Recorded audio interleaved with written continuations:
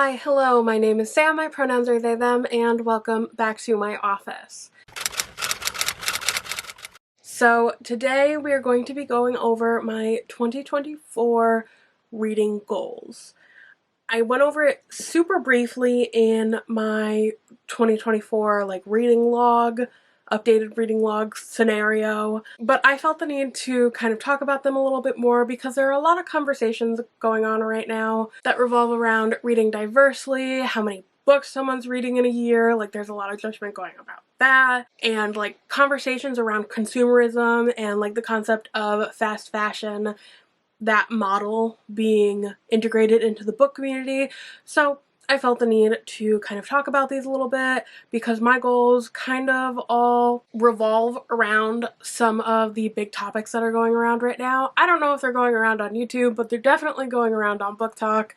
So I think it's important to have a conversation, open up the conversation, and for people to see what I might be doing, for me to see what other people might be doing, and to bounce ideas off of and see where other people are at. So with that, let's get into some of my 2024 reading goals.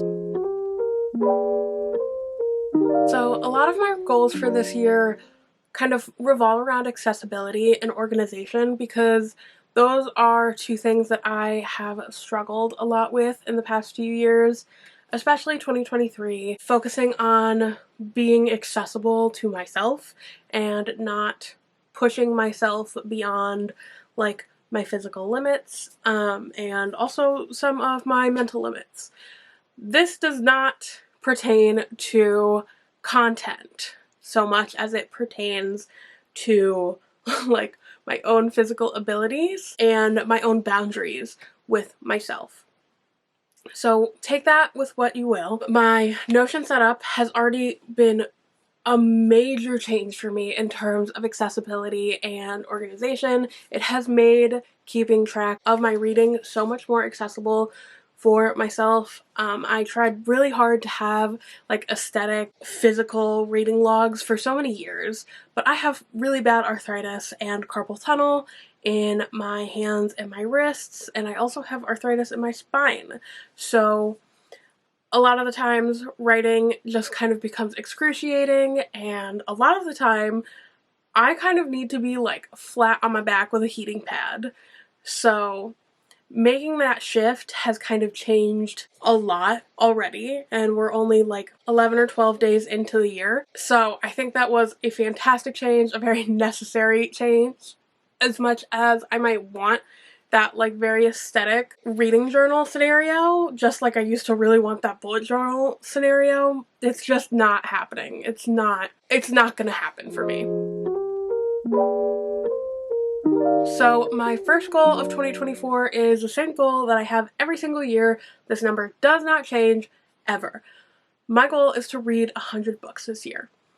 Now, if I read more or if I read less, it doesn't really matter to me, but I feel standard at 100, and I feel like that is just super normal for me. So if I know that I'm going below that number, something has really changed in the year.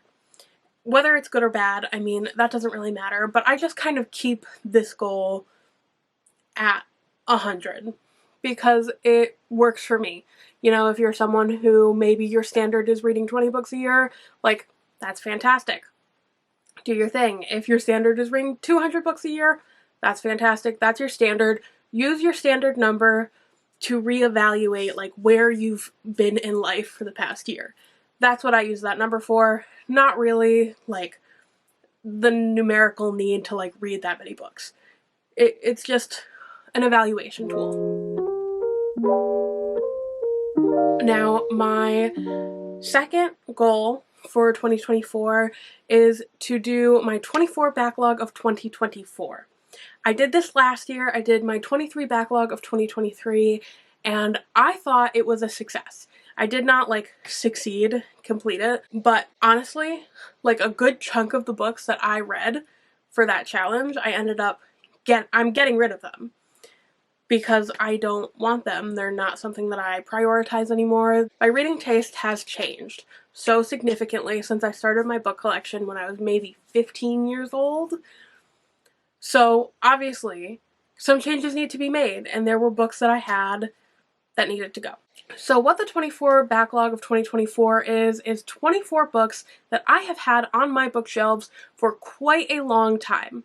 Some of them, like, since the very beginning, some of them a little bit more recent, but they're all ones that I either feel strongly about, that I will really love them, but I've been procrastinating them, or they're ones that I'm really not sure about, and I honestly might be getting rid of them, but I still want to give them a chance. Like, I don't feel so strongly about my insecurities around them that I feel the need to get rid of them now, but I'm super unsure about them, and they really might need to just go, but I want to read them before we get there.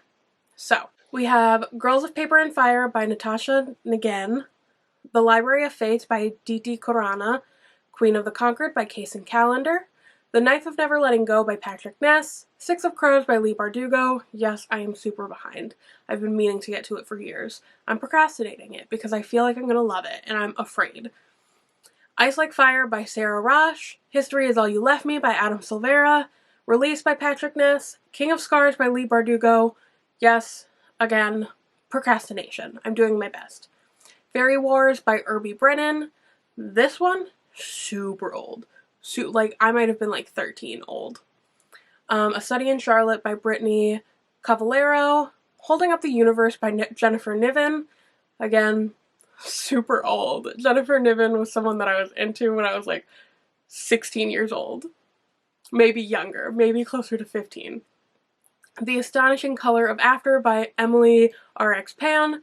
Parachutes by Kelly Yang. The Strange and Beautiful Sorrows of Ava Lavender by Leslie Walton.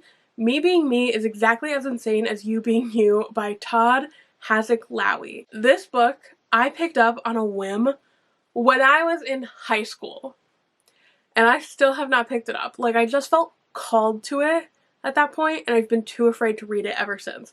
I don't actually know what it's about, but it's been sitting there calling to me for like, oh god, I'm about to age myself, for like 7 years. That's horrible. The Price Guide to the Occult by Leslie Walton. My Sister the Serial Killer by Oyen Khan Brathwaite. The Forest of a Thousand Lanterns by Julie C. Dow. Hall of Mosses by Nicolin Evans. This is a book that I picked up at Kineticon. If you don't know what Kineticon is, it is like the worst trash garbage convention you are ever going to see. It's awful. It's like Comic-Con, but specifically for Connecticut. It's awful. I went to it like once, and it was horrible. But it's a staple for like nerds in Connecticut. So if you're new to Connecticut, you should go once. Only once. Wicked Like a Wildfire by Lena Pokovic. Anger is a Gift by Mark Oshiro. This Body is Not an Apology by Sonia Renee Taylor. And Tangled Vows by Anna Stone. I'm very nervous about this challenge. I want to do well at it because I want to start clearing off some space on my shelves to make room for books that are valuable to me, that reflect my views now and the things that I prioritize now. So obviously that means that I need to get rid of books that don't reflect me now or the views that I have now, because so much has changed over the past close to 10 years. Yep, close to 10 years. That's an incredibly painful number for me, and I just kind of need to sit with that for a second. It's fine. This is my chance to reorganize and reprioritize my bookshelves. So my next goal is to read 40 fantasy books. Now, when I say 40 fantasy books, I have come to realize that there is a clear distinction that I mean when I say fantasy. So I don't mean like Legends and Lattes by Travis Baldree kind of fantasy. This is not a knock on cozy fantasy at all. Like, or anything that's like more light fantasy. Not a knock on it at all. I love those books, and I will still continue to read those books this year, but I really want to reprioritize like hard, heavy fantasy. So N.K. Jemisin, Samantha Shannon. I really want to get into R.F. Kuang this year. I want to get into Rhonda Lee this year. Like, I'm just looking at my shelves and there's like so many hard hitting, like, intense fantasies that are sitting on my shelves waiting for me that I've been procrastinating because they are lengthy, they are heavy, they are books that I take quite a bit of time with. Like, when I read a fantasy, like, I read a fantasy. I am in it, I am invested, I am taking my time. It's not something that I just fly through like I would a plain old romance or even a horror. So when I say 40 fantasies, I mean like 40 thick, hard-hitting fantasies. Because that's what I love. So my next goal is I want to do 5 novel breakdowns. So a novel breakdown is something that I started doing in high school because I love picking apart stories and analyzing them, and I got even more into it in college because I got really into the topic of narratology because I had one professor who saw that in me and she was like, that right there, we're pulling that out, we're going with that. And I got super into it. So I really like to spend so much time picking apart stories, breaking them down, analyzing their structure, analyzing their narrators, analyzing the characters. Like, it is a whole academic feeling scenario. But I love academia. I really do. There are a lot of problems in academia, but I love it to death. It is my favorite thing. It is my place where I feel safe. It is my place where I feel happy. So I kind of want to do these novel breakdowns because they are an amazing way to improve as a reader, to improve your reading comprehension, to improve as a writer, analyze those that you admire, and to also just see what works and what doesn't in stories in both a writing capacity but a publishing capacity. Doing these 5 novel breakdowns is going to make me a better reader, writer, editor, just person is what I think. So that's why I do them. That's why I prioritize them. They're not something that everyone needs to do. They're not something that even a majority of people should do. It is just that I am a nerd and my special interests have been books for the past 10 years. So I need to do them. And if you want to see me do one, I mean, feel free to ask, but I probably won't show that unless someone asks for that because it is super nerdy and academic, and sometimes I feel like it's fairly inaccessible for those who have not studied English because of the language that I use when I do it, and I don't want to be inaccessible here. So, My next goal is to read 10 indie published books. So I got into indie publishing last year. I'm really interested in it. Some of my favorite books last year were indie published, so I really want to keep that ball rolling and keep going with an indie publishing TBR. So I have my most anticipated of 2024 indie edition coming out soon. I am still gathering some books, reaching out to authors and being like, hey, I really admire you. Do you have any books that you are scheduling to come out this year that I can promote? So I'm in the process of doing that, making sure that my list is comprehensive and solid. So you can expect that. So those are all my quantity-based reading goals. These are goals that can focus on a numerical sense. They have a number attached to them that I want to get to. Now I have a list of goals that do not have an exact numerical sense. And I know that some people are like, you shouldn't make goals that you can't really solidly keep track of, but sometimes I feel like goals that I solidly keep track of kind of end up being things that sometimes I ignore, and then I'll do a big push of, and then I'll ignore it for a little while, and then I'll do a big push of that. And these are goals that I don't want to do that with.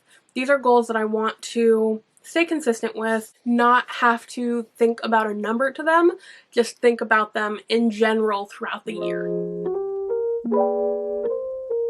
My first one, and I think my most important one, is I want to focus on reading diversely. It's a conversation that is going around right now. It's a very important conversation to have, and I'm definitely not the expert on that subject. I'm not like the education person because I find that I have a hard time where BIPOC and LGBTQ creators will say, hey, do this for this reason. And I say, okay. And then other people are just like, wait, but. And I'm like, but they just told you what you could do to do better. So I kind of get lost in those education, like those social education spaces a little bit. So don't take me as an education person.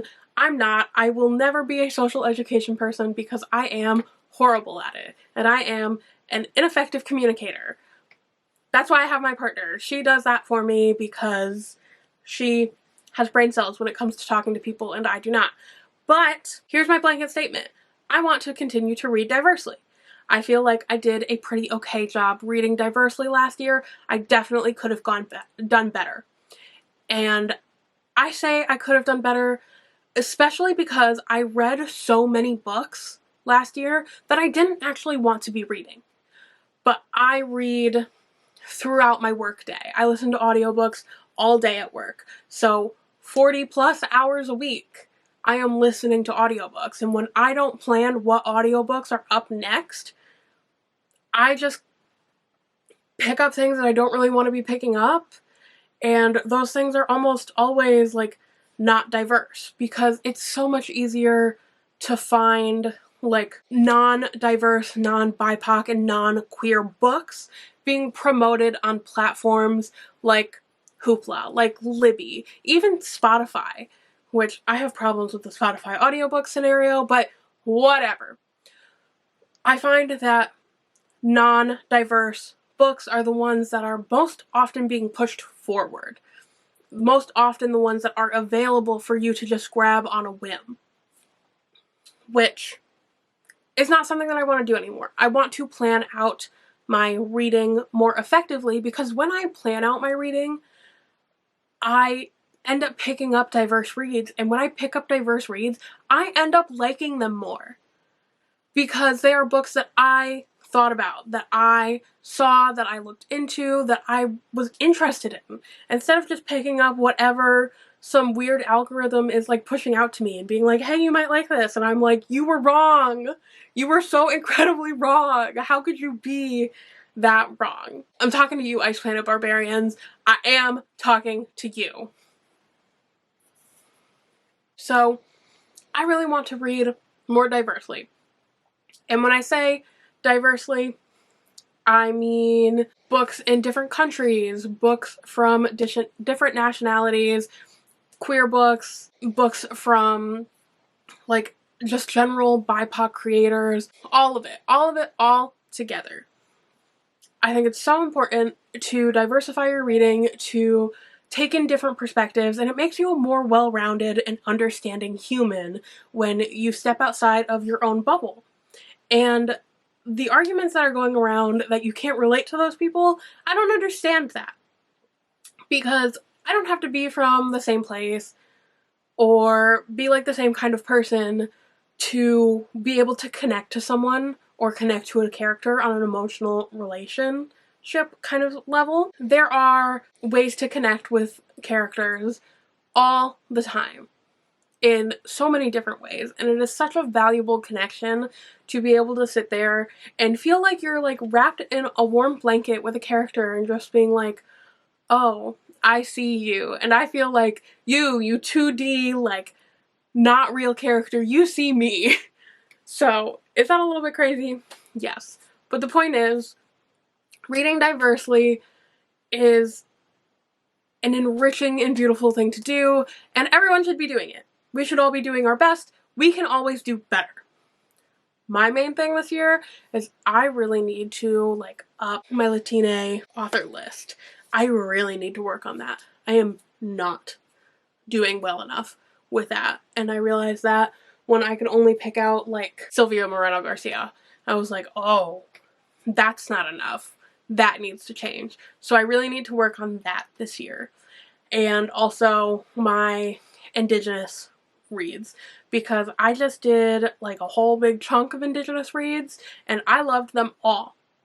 So clearly it's there waiting for me. So those are two of the communities that I really want to focus on reading more of this year. So my next one is to keep track of all books bought and to not go crazy budget-wise. Everyone has a different budget. My budget isn't huge, but my budget is more flexible than others because I don't have children, I have a partner, I have family supporting me and investing in my interests. So I am more privileged than a lot of people, but that does not mean that I want to go crazy buying new books constantly. I want to be very conscious and aware of the books that I buy because I think it's valuable to go out and buy books. I think that it does amazing things for authors. I think that it does amazing things for the publishing industry. When you put money towards the people that you like, more people like them have the chance to make their way into publishing. And that is so critical. And I also think when you put money into indie published books, that is making such a clear and direct impact on an author's life. So I think that you have to just be cautious with the things that you put your money towards because your money makes such a big statement in the world. Such an incredibly huge statement. And we have seen this with all of the boycotts that are going on this year. Your money matters. So put it towards the things that you want to see more of, towards the people that you want to see more of, towards the people that you value and support. That's kind of where that stands with that. So do I want to go out and buy just like random books? No. I want to buy books that relay a message with my money. Because ultimately, most books you can find secondhand. And that doesn't make as much of an impact. But if I go out and buy a brand new hardcover from Andrew Joseph White, that makes a clear statement into the kind of people that I want to see in publishing. So I just want to be cautious. I want to be thinking about my purchases. I want to be thinking about where my purchases are coming from and where that money is going. And also not to go crazy break the bank because I'm definitely not a rich bitch. So my third goal is to buy books secondhand when possible. So I've gotten really into Pango Books this past year. I really enjoy it. And I typically buy books there that I have already read and I want a physical copy of. And I just kind of keep my eye out. I have some alerts set for it, whatever. But I really like Pango Books because I'm putting that money directly back into the hands of readers.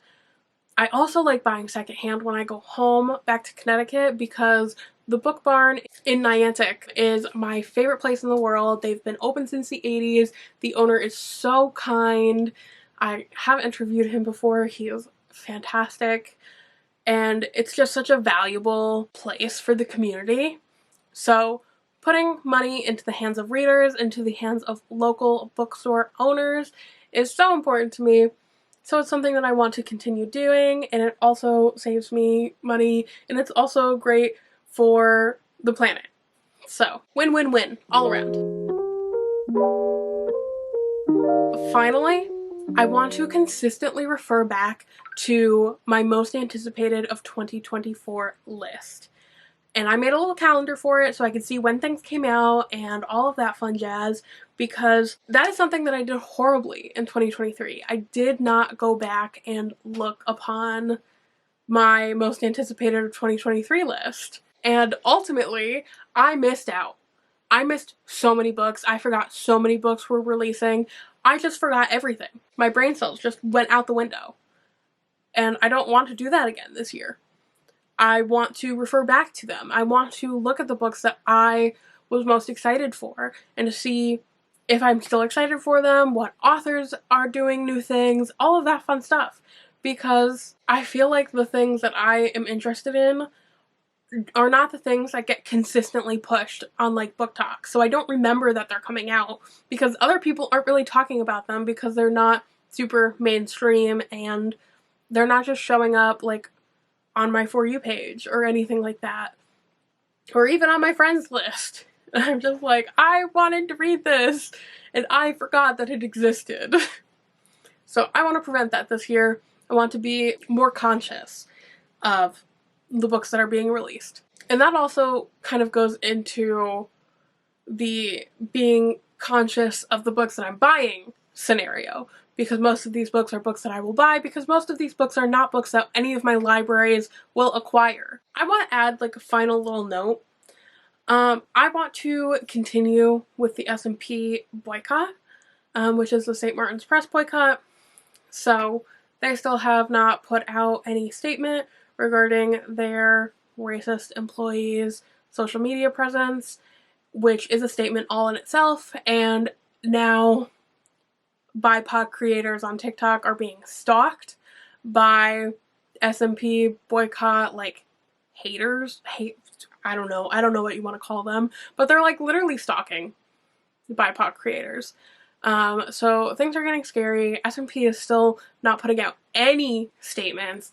They are not even concerned regarding like the safety of the creators that have like lifted them up over the past few years. So I want to continue with the S&P boycott and do my best regarding that. I have learned that there was an author that I was talking about that I really liked his first two books, like his two books that I read by him, and I double checked. They were published by Inkyard, but his newest books are being published by Wednesday Books. So I'm very sad that I can't talk about his newer books, but I'm still going to talk about his older books because they are fantastic. So don't you worry.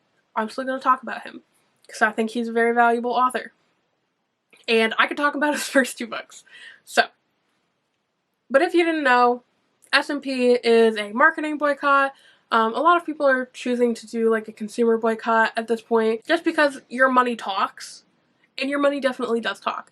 So take that with what you will, but I will still be doing my best to participate in that boycott. So there are my goals for 2024. I feel really good about them. I feel that they are accessible. I feel that I'm able to accomplish them, but I don't feel like they are so easy that I would just accomplish them like without even putting in any effort. I feel like they are going to require me to push myself out of my comfort zone a little bit, which is so important to grow as a human being. So it's important to be accessible towards yourself, but it's also important to push yourself to grow. So that's kind of the balance that I'm looking to gather this year. Let me know what your 2024 goals are, and I guess that's it for today. I will talk to everyone next time. Bye.